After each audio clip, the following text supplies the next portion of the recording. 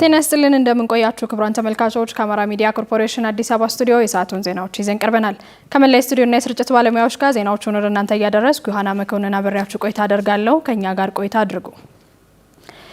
ኢትዮጵያ ከውጭ ኃይል አማራጭ በመላቀቅ ታዳሽ የኃይል አማራጮችን በማስፋፋት ሉዓላዊነቷን ለማረጋገጥ እየሰራች መሆኗ ተገለጸ። የኢትዮጵያ ኤሌክትሪክ አገልግሎት በቂሊንጦ ኢንዱስትሪ ፓርክ ያስገነባቸው 24 ፈጣን የኤሌክትሪክ ተሽከርካሪ ኃይል መሙያዎች ወደ ስራ ገብተዋል። ኢብራሂም መሐመድ ተጨማሪውን ይዟል። በማስጀመሪያ መርሃ ግብሩ የተገኙት የኢፌዴሪ የትራንስፖርትና ሎጂስቲክ ሚኒስትር ዴኤታ በርሆ ሐሰን በዋናነት ኢትዮጵያ ከኃይል ጥገኝነት ለመላቀቅና ተለዋዋጩን የዓለም የኃይል አቅርቦትን ለመቋቋም የተለያዩ ስራዎችን እየሰራች መሆኑን ገልጸው በዛሬው ዕለት ስራ የጀመረው የኤሌክትሪክ ተሽከርካሪ ኃይል መሙያ ኢትዮጵያ የኃይል ሉዓላዊነቷን ለማረጋገጥ እየሰራች ላለው ስራ ማሳያ መሆኑን ገልጸዋል። የክቡር ጠቅላይ ሚኒስትራችን ኢኒሺዬቲቭ የሆነው በቢሊየንስ በየዓመቱ የሚተከልበትና ኢትዮጵያ የደን ሽፋኗን የውሃ ሀብቷን የውሃ ሪዘርፏን እየመለሰችበት ያለችውና የዓለም ምጥ የሆነው ራስ ምታት የሆነውን የክላይሜት ቻሌንጅን ተግባራዊ ምላሽ እየሰጠንበት ያለነውን ኢኒሺዬቲቫችን ሙሉ የሚሆነው በትራንስፖርት ዘርፍ የሚለቀቁ ኢሚሽን መቀልበስ እንችል ነው። አንድ በዚህ ሂደት ውስጥ የምናደርገው እያንዳንዱ አበርክቶ የሀገራችን የኤነርጂ ሉዓላዊነትን ማረጋገጥ ነው። ያለንን ተፈጥሮ ሀብትን በአግባቡ በመጠቀም የኢቪ ባትሪ ኢትዮጵያ የምትሸጥበት ኢትዮጵያ የራሷን የኤሌክትሪክ መኪና ብራንድ ኢንትሮዲዩስ የምታደርግበትን ጊዜ ሩቅ እንደማይሆን የዛሬ ጥምረት ያሳያል ማለት ነው። የኢትዮጵያ ኤሌክትሪክ አገልግሎት ዋና ስራ አስፈጻሚ ኢንጂነር ጌቱ ገረመው በዋናነት ተቋሙ የደንበኞችን እርካታ ማዕከል አድርጎ የተለያዩ ስራዎችን እየሰራ መሆኑን ገልጸው በዛሬው ዕለት ስራ የጀመረው የኤሌክትሪክ ተሽከርካሪ ኃይል መሙያ ጣቢያ በዋናነት ዘመኑ የደረሰበትን ቴክኖሎጂ ያሟሉና የኢንዱስትሪ ምርታማነትን ከፍ የሚያደርጉ መሆናቸውን ገልጸዋል። ተቋማችን በመጀመሪያ ምዕራፍ በአዲስ አበባ ከተማ በበጀት ዓመቱ መጋቢት ወር ስራ ከጀመሩ የኮተቤ በለቡ በግንባታ ላይ ያለ እንዲሁም የፒያሳ የኃይል መሙያ ጣቢያዎች በተጨማሪ ከኢንዱስትሪ ፓርኮች ልማት ኮርፖሬሽን አይፒዲሲ ጋር በመተባበር በአንድ ጊዜ ለ24 መኪኖች አገልግሎት መስጠት የሚችል እጅግ ፈጣን ዘመናዊ የኃይል መሙያ ጣቢያ ግንባታን አጠናቆ ዛሬ በይፋ ያስመርቃል። የገነባናቸው ጣቢያዎች ዋነኛ ዓላማ አረንጓዴ ኢኮኖሚያችንን በማሳደግ ዲጂታል ኢትዮጵያ 2030 ራዕይን ማሳካት ሲሆን በተለይም ከፍተኛ የኃይል ጭነት በማይኖርበት የሌሊት ክፍለ ጊዜ ደንበኞች በቅናሽ ዋጋ ኃይል በመሙላት ገንዘባቸውን እንዲቆጥቡ ማስቻል ነው። በዕለቱ የተገኙት የኢትዮጵያ ኢንዱስትሪ ፓርኮች ልማት ዋና ስራ አስፈጻሚ ዶክተር ፍስሐ ይታገሱ ወደ ስራ የገባው የኤሌክትሪክ ተሽከርካሪ ኃይል መሙያ ጣቢያ በፓርኩ የሚሰጠውን የአንድ ማዕከል አገልግሎት ይበልጥ ተደራሽ በማድረግ አለሚዎችን ለመሳብ አጋዥ ይሆናል ብለዋል። ማኒፋክቸሪንግ ዘርፉን ለማሳደግ በመናደርገው ጥረት ሞቷችን ትልቁ ሞቷችን ኢኮ ኢንዱስትሪያል ፓርክስ የሚል ነው። ዛሬ የምናስመርቀው የኤሌክትሪክ ቻርጂንግ ስቴሽን ከዚህ ከኛ ሞቶ ኢኮ ኢንዱስትሪያል ፓርክ ዴቨሎፕመንት ጋር አብሮ መሄድ እዚህ ውስጥ የሚሰሩ ማኒፋክቸረሮች ሰራተኞቻችን በአካባቢ ያሉ ማህበረሰብ በሙሉ ከፎሲል ፊውል የራቀ የመጓጓዣ ትራንስፖርት እንዲኖራቸው አስተዋጽኦ የሚያደርግ ስለሆነ ከኛ ስራን ጋር በጣም ሪሌትድ የሆነ ነው። እንደዚህ አይነት አገልግሎት መስጫ ተቋማት በተለይ የኢንዱስትሪ ማዕከላት መገኘታቸው ምን ፋይዳ ይኖረዋል? እዚህ አካባቢ ላይ ብዙ ኢንቨስተር በኤፍዲአይ ፎሬን ዳይሬክት ኢንቨስትመንት እዚህ የሚመጡት ይህን ጥቅም እንዲያገኙ ከካርበን ልቀት በመቀነስ እዚህ ላይ ለስራ እድልም ኢንቫይሮንመንቱም የሚመረተው ከካርበን ኢሚሽን ላይ ቀነሳ በመኖሩ ትልቅ ፋይዳ ይኖራል ብለን እናስባለን። በቂሊንጦ ኢንዱስትሪ ፓርክ አገልግሎት ከጀመሩት 24 ፈጣን የኤሌክትሪክ ኃይል መሙያ በተጨማሪም በቀጣይ ምዕራፍ ከኢትዮ ጅቡቲ ኮሪደር እንዲሁም ደግሞ ከቢሾፍቱ ሐዋሳ መዳረሻ በተጨማሪም ደግሞ በክልል ከተሞች አገልግሎትን የማስፋፋት ስራ እንደሚሰራ ከኢትዮጵያ ኤሌክትሪክ አገልግሎት የተገኘው መረጃ ያመለክታል። በሰሜን ሸዋ ዞን 30500 ድጋፍ የሚሹ ዜጎችን በገንዘብ በአይነትና በመሬት አቅርቦት በዘላቂነት ለማቋቋም እየተሰራ መሆኑን የዞኑ አደጋ ስራ አመራር ጽሕፈት ቤት ገለጸ። ይህ ማህበረሰቡን ከተረጂነት ወደ አምራችነት የማሸጋገር የተቀናጀ ጥረት ተጠናክሮ ይቀጥላል ብሏል ጽሕፈት ቤቱ። ስንታየው ኃይሉ የአንድ ሀገር ሉዓላዊነትና የህዝቦች ነጻነት መሰረቱ በምግብ ራስን መቻል መሆኑ ይታመናል። አካባቢያዊ ሀብት ባለበትና የመረዳዳት መልካም እሴት በተገነባበት ማህበረሰብ ውስጥ ደግሞ ራስን የመቻል ጉዳይ ትኩረት የሚሰጠው በመሆኑ በተለያዩ ምክንያቶች የሌሎችን ድጋፍ የሚሹ የማህበረሰብ ክፍሎችን ከገቡበት ችግር እንዲላቀቁ ስራዎች እየተሰሩ መሆኑን የኤፍራታና ግድም ወረዳ ዋና አስተዳዳሪ አቶ አበራ መኮንንና የሲያ ደብርና ዋዩ ወረዳ ግብርና ጽሕፈት ቤት ኃላፊ ጥላሁን እንዳላማው ተናግረዋል። ያደሩ መሬቶችንም በማረስ ወደ 628 ሄክታር መሬት አምና አርሰናል። ለዚህም 2.7 ሚሊዮን የሚሆን ገንዘብ ከወረዳ በጅተን 1384 የሚሆኑ የወረዳችን አባወራዎችን መሬቶች አርሰን ተጠቃሚ ያደረግንበት ሁኔታ አለ። ማህበረሰቡ በቋሚነት እንዳይፈናቀል የለፍስ ወከፍ ገቢ እንዲያገኝ አድርገን ማህበረሰባችን ተረጋግቶ እንዲኖር ምርት እንዲያገኝ ያደረግንበት ሁኔታ ነው ያለው። ችግር የደረሰባቸውን አርሶ አደሮች ድጋፍ አድርገናል ማለት ነው። በቀጣይ ማረስ የሚችሉበትን የአፈር ማዳበሪያ የሚገዙበትን ምርጥ ዘር የሚገዙበትን ብር ድጋፍ ያደረግንበት ሁኔታ አለ። 30,500 የአስቸኳይ ጊዜ ድጋፍ የሚፈልጉ የማህበረሰብ ክፍሎችን በራሳቸው እንዲሰሩ መደረግ መቻሉን ያነሱት የሰሜን ሸዋ ዞን አደጋ ስጋት ስራ አመራር ተጠሪ ጽሕፈት ቤት ኃላፊ አበባው መሰለ በጥሬ ገንዘብ በአይነት እንዲሁም በመሬት ዝግጅት ስለመደረጉም ተናግረዋል። እነዚህ ሰዎች በራሳቸው ማምረት ይሻላል። ምን ጊዜም የሰው እጅ ከመጠበቅ ሰርቶ መለወጥ የተሻለ ነው በሚል የሰሩበት አግባብ ነው ያለው። እንግዲህ ሌላው እንዳልኩሽ በመሬት መዘጋጀት ወደ 151 ሄክታር መሬት የመለየት ስራ ተሰርቷል።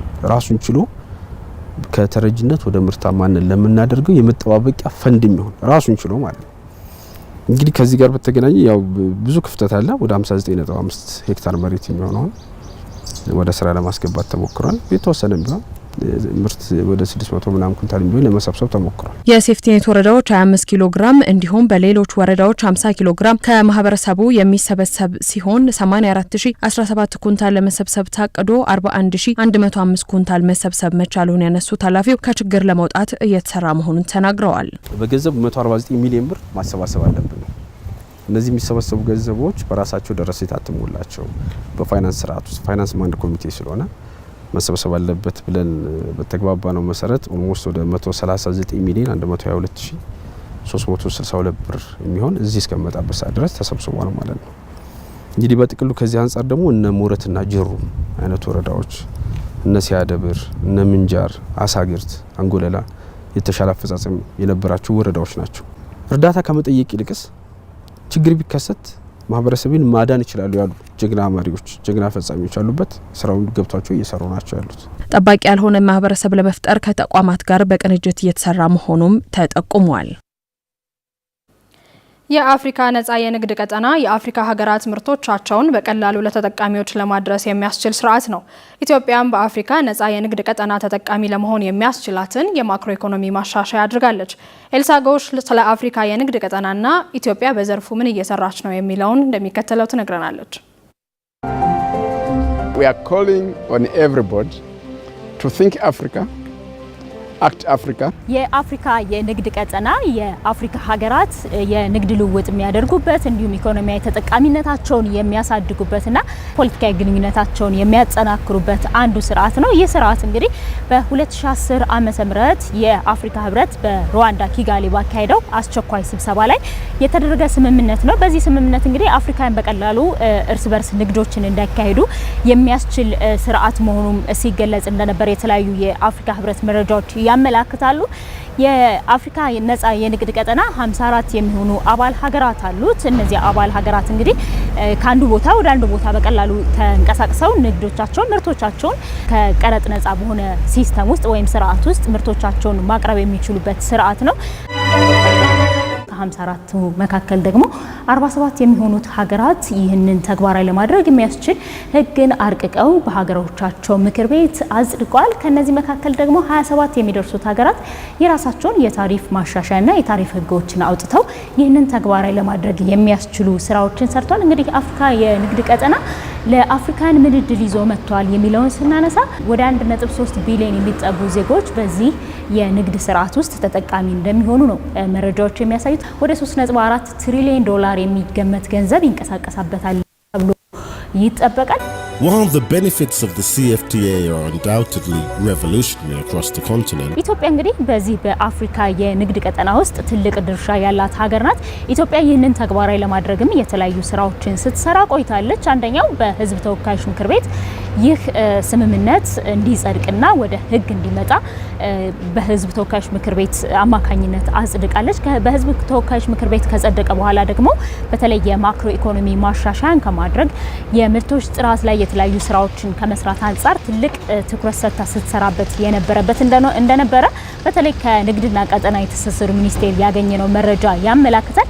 አሁን የምንገኝበት የጥራት መንደርም አንዱ የዚሁ አካል ነው። በተለይ ወደ ሌሎች አፍሪካ ሀገራት የሚላኩ ምርቶችም ጥራት ኑሯቸው እንዲላኩ የተለያዩ ስራዎችን እየሰራች ትገኛለች። ኢትዮጵያ ወደ ሌሎች የአፍሪካ ሀገራት የአፍሪካ የንግድ ቀጠናን ተጠቅማ ምርቶቿን ትልካለች። ምርቶቿን መላክ የጀመረችው ደግሞ በ2018 መስከረም ወር መጀመሪያዎቹ አካባቢ ላይ ነው።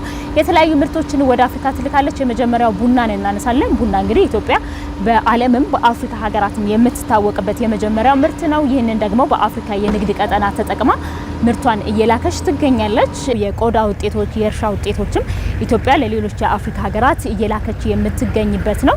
ጥራት ኑሯቸው ለሌሎች የአፍሪካ ሀገራት እንዲደርሱ ተደራሽ እንዲሆኑ ከማድረግ አንጻርና አምራቾችም በቀላሉ ግንዛቤ ኑሯቸው ምርቶችን እንዲያደርሱ ከማድረግ አንጻር የተለያዩ ስራዎችን ስትሰራ እንደነበረ ከንግድና ቀጠናዊ ትስስር ሚኒስቴር ያገኘነው መረጃ ያመላክታል።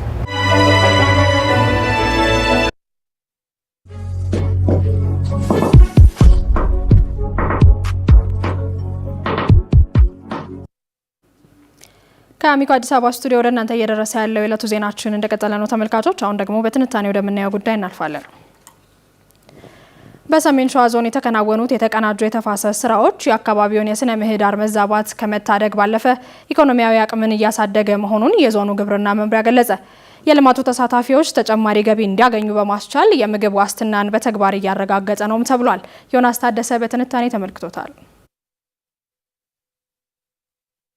በዞኑ ባለፉት ዓመታት የተቀናጀ የተፋሰስ ልማትና የአፈርና ውሃ ጥበቃ ስራዎች በስፋት ሲከናወኑ ቆይተዋል። ንቁ በሆነ ህዝባዊ ተሳትፎ የተገነቡት የስራ ውጤቶች አሁን ላይ የአካባቢውን የስነ ምህዳር መዛባት ከመታደግ ባለፈ ለነዋሪው ተጨማሪ የገቢ ምንጭና የምግብ ዋስትና ማረጋገጫ እየሆኑ መምጣታቸው በተግባር ታይቷል። አሳግርት ወረዳና ሚዳ ኦሮሞ ወረዳ ላይ የግብርና ጽሕፈት ቤት ኃላፊዎችን አነጋግረናል። በጌሾ ልማት ላይ አፕል፣ አቮካዶ፣ ፓፓዬ፣ ሙዝ ምናምን የመሳሰሉትም እየተተከለ በዛ ላይ በጦሴ ማልማት በጤና አዳምና በስጋ መጥበሻ የሚባሉ አሉ። የሚገርመው ይሄኛውን በጣም ከፍተኛ ገንዘብ ነው አሁን በአሁኑ ላይ የተሸጠ ከሌላ ጋር ጭምር ነው እየመጡ የሚገዟቸውና በዚህ ላይም በጣም በርካታ ወጣቶች አባወራዎችም ይተጠቀማሉ። ማህበረሰቡ ደግሞ በጥቅሉ የተሰራውን ስራ በክረምት በመትከሉ በይበልጥ የተበይነትና ኢኮኖሚካሊ አዋጭ የሆኑትን ችግኞች በመትከል ረገድ በጣም ጥሩ መሻሻል ነው ያለው። ላብነት ብነግርህ በንም አነ በዲል በበርባታ አትክልትና ፍራፍሬ በጌሾ በዛ በደን ውስጥ እያለማን እና ትልልቅ ዛፎች እየተለማባቸው በሽያጭ ደረጃም እየተሸጠ ጥቅም እያስገኙ ነው ያሉት። የወጣት የስራ ዕድል ፈጠራው ላይ እንደኛ ወረዳ እንኳን እንደ ጥቅል ብናየው 1243 ወጣቶችን የስራ ዕድል ተፈጥሮላቸዋል። በእነዚህ ዘርፎች ላይ አገማ ቀበሌ፣ ወርቄ ቀበሌ፣ ተጎራ ቀበሌ፣ ምናዜ ቀበሌ ወይ ላይ በስፋት ነው እነዚህ ተግባራቶች እየተፈጸሙ ያሉት ሶርችንም ጭምር። የሰሜን ሸዋ ዞን ግብርና መምሪያ የተፈጥሮ ሀብት ልማት ጥበቃና አጠቃቀም ቡድን መሪ ጌታነህ ተክለማርያም በበኩላቸው በበጀት ዓመቱ አጠቃላይ የተፈጥሮ ሀብት ጥበቃ ስራ ተግባራትን አስመልክቶ በተለይም ቅድመ ዝግጅቱ የተሳካ ስለመሆኑ ያነሳሉ። ስነ ህይወታዊ የአፈርና ውሃ ጥበቃ ስንሰራ ቆይተናል ከታህሳስ 15 ጀምሮ እሱን መጋቢት 12 13 አካባቢ ለማጠናቀቅ ሞክረናል። ስለዚህ በፊዚካል የአፈርና ውሃ ጥበቃ ስራ አጠቃላይ ታች የነበረው የተፋሰስ ማህበሮቻችን የተፋሰስ ተጠቃሚ ህብረተሰቡና ኮሚቴው ባረገው ርብርብ የተሻለ ነገር ለመስራት ጥረት ተደርጓል ታች ላይ። አሁን ላይ ያንን ስራ ደግሞ መሬት ላይ ስለመሰራቱ ስናየው የደን ሽፋኑን ለማሳደግ የሚያስችል ቅድመ ዝግጅቱን ቅድመ ሁኔታውን የማሟላት ስራዎች ሰርተናል ማለት ነው። በሰሜን ሸዋ ዞን የተከናወኑ የተፈጥሮ ሀብት ጥበቃ ስራዎች ለአካባቢው ማህበረሰብ ሁለንተናዊ ጥቅም ማስገኘት ስለመቻላቸው በተጨባጭ ማንሳት እንደሚቻልም ነው የተገለጸው። በተለይም ከአረንጓዴ አሻራን በመስራት የተሻለ ነገር አርሶ አደሩን ተጠቃሚ የሆነበት በግለሰብ ደረጃ የተሻለ ገቢ እያገኙ ያሉ አርሶ አደሮች ያሉበት አሳግርት አለ፣ አንጎለላ አለ። በስፋት አንጎለላ በተለይ አሁን ነጭ ባህር ዛፍ ላይ ይሄ ናዳዲ እነ ሩክስ የሚባሉት አካባቢዎች የተሻለ ሄደን ይዞታ እነዚህ አንጋዳ አካባቢ ምስራቁ የአንጎለላ ጠራ፣ አንኮበር፣ ጣርማበር፣ መንዝማማ እነዚህ ኤፍራታ ግድም እነ ሚዳን እነ መራቤቴ በጣም የተሻለ የደን ልማት ስራ እየሰሩ ያሉ አሉ። በአሳግርትና ሚዳ ኦሮሞ ወረዳ ይህ የተፈጥሮ ሀብት ጥበቃ ስራ ከፍተኛ ውጤት የተመዘገበበት ስለሆነ አጠናክሮ ለመቀጠል በትኩረት እየተሰራ ነውም ተብሏል። እንደኛ እንደ ወረዳችን 5 የችግኝ ጣቢያ ቦታዎች አሉ። እነዚህ 5ቱም የችግኝ ጣቢያዎች ከሚጠበቀው በላይ በጥሩ ሁኔታ ደረጃቸውን የጠበቁ ችግኞችን ማልማት ችለናል። እነዚህም በዚህ አመት ያፈላናቸው ብቻ 13.9 ሚሊዮን ችግኝ አፍልተናል። እነዚህ የተፈሉ ችግኞችም ይተከላሉ ብለን እናስባለንና አሁን ሙሉ 100% የችግኝ ጉድጓድ ዝግጅታችንን አጠናቀናል። በዚህ አመት እነዚህን አችብ እናደርጋለን ብለን እናስባለን። የተፋሰስ ልማት ስራን መሬትና ውሃን እጽዋትን በአንድነት ከመንከባከብ ባለፈ ለአካባቢው ሁለንተናዊ ጥቅም ማስገኘት የቻለበት ነባራዊ ሁኔታ ነው ያለው። ይሄ ማለት የውሃ ሀብት አሁን ከበፊቱ በተሻለ ሁኔታ የጨመረበት ሁኔታ ነው ያለው። ተራሮች አሁን የምንጭ መፍለቂያ የሆኑበት ሁኔታ አለ።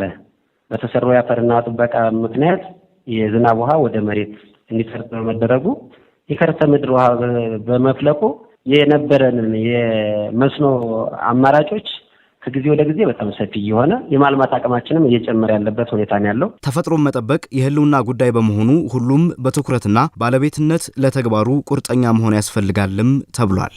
በነገራችን ላይ የአንድ ሀገር ሉዓላዊነት የሚረጋገጠው የተፈጥሮ ሀብቱን በአግባቡ መጠቀም ሲችል ነው።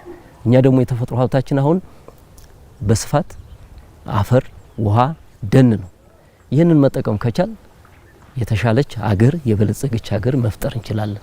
ስለዚህ ዝም ብሎ አይደለም አረንጓዴ አሻራ ሲባል ሰው ማየት ያለበት ደን ያለበትን አካባቢና የተጎዳውን አካባቢ አነጻጽሮ የትኛው ነው ለኔ መኖሪያ ብሎ መወሰን መቻል አለበት።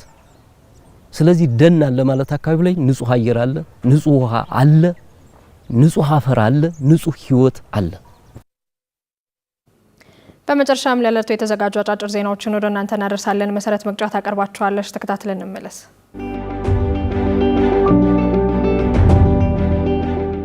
የዲጂታል ኢትዮጵያ ስትራቴጂ ለመንግስት ግዢ ስርዓት ውጤታማነት፣ ግልጸኝነትና ተጠያቂነት ከፍተኛ አስተዋጽኦ እያበረከተ እንደሚገኝ የፌዴራል ንብረትና ግዢ ባለስልጣን አስታወቀ። በበጀት ዓመቱ ባለፉት 11 ወራት ከ370 ቢሊዮን ብር በላይ በኤሌክትሮኒክ የግዢ ስርዓት መፈጸሙ ተጠቅሷል። የፌዴራል ንብረትና ግዢ ባለስልጣን ዋና ዳይሬክተር መሰረት መስቀሌ ለኢዜአ እንዳሉት ባለፉት 11 ወራት የቁጥጥር ስርዓቱን ለማጠናከርና የተቋማትን አቅም ለማጎልበት የአሰራር ስርዓቶችን በማዘመን ረገድ በርካታ ተግባራት ተከናውኗል። በአስተዳደር ስርዓት ውስጥ የአዋጅ መሻሻል እንዲሁም የመመሪያዎች መውጣትን ተከትለው መዘጋጀት ያለባቸው መደበኛ የጨረታ ሰነዶችና ማኑዋሎችን እንዲሁም የአሰራር ስርዓቶችን በትኩረት ሲሰራ መቆየቱን አንስተዋል። በዚህም 41 የሚሆኑ መደበኛ የጨረታ ሰነዶች በማዘጋጀት ለተጠቃሚዎች ተደራሽ የተደረገ መሆኑን ገልጸው 32ቱ የፌዴራል የመንግስት ግዢና ንብረት ሽያጭ የሚፈጸምባቸው መደበኛ የጨረታ ሰነዶች ሲስተም ውስጥ ተካተው ስራ ላይ መዋል ተችሏል ብለዋል። በ2017ና 2018 ሁሉም ባለበጀት መስሪያ ቤቶች ግዢያቸውን የፈጸሙት በእቅዳቸው መሰረት እንደሆነ ገልጸው አስፈላጊ ሆኖ ሲገኝ በየሩብ ዓመቱ እቅዳቸውን ማሻሻል የሚያስችል አማራጭ እንዳለው አንስተዋል። በበጀት ዓመቱ 367 የፌዴራል ባለበጀት መስሪያ ቤቶች ግዢያቸውን በኦንላይን እየፈጸሙ እንደሚገኙም ተናግረዋል። በበጀት ዓመቱ 11 ወራት ውስጥ ከ29 ሺህ በላይ ጨረታዎች ተካሂደው ከ370 ቢሊዮን ብር በላይ በኤሌክትሮኒክ ስርዓት የተፈጸመ ሲሆን ይህም ያልታቀደ ግዥን በማስቀረት የህዝብና የመንግስትን ሀብት ከብክነት ለመጠበቅ ትልቅ እገዛ አድርጓል ብለዋል። ኤሌክትሮኒክ የግዥ ስርዓትን የተገልጋዮችን የጊዜ ብክነትና አላስፈላጊ የትራንስፖርት ወጪን በማስቀረት ባሉበት ቦታ ሆነው የተቀላጠፈ አገልግሎት እንዲያገኙ አስችሏልን ብለዋል። ይህ አሰራር ከሰዎች ንክኪ ነጻ በመሆኑ ለአቅራቢዎች፣ ለተወዳዳሪዎችና ለግዥ ፈጻሚ መስሪያ ቤቶች የጎላ ጠቀሜታ ያለው መሆኑንም አስገንዝበዋል።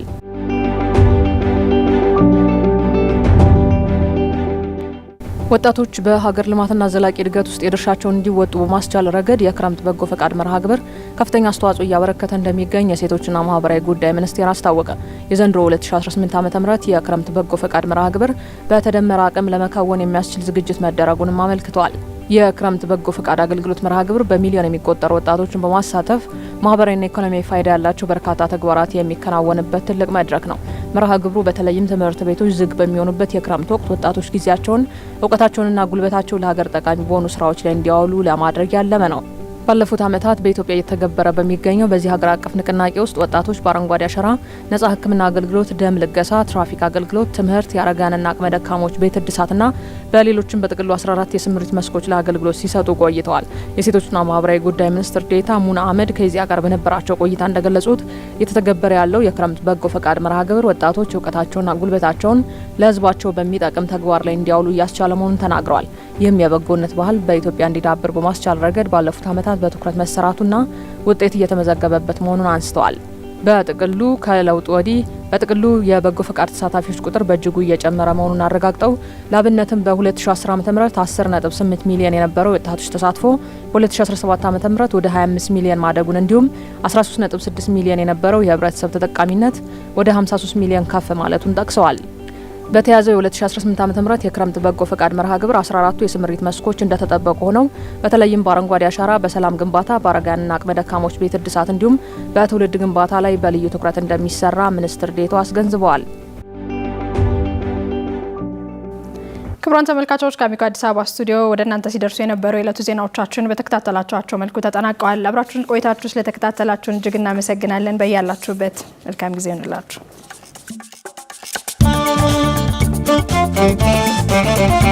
Thank you.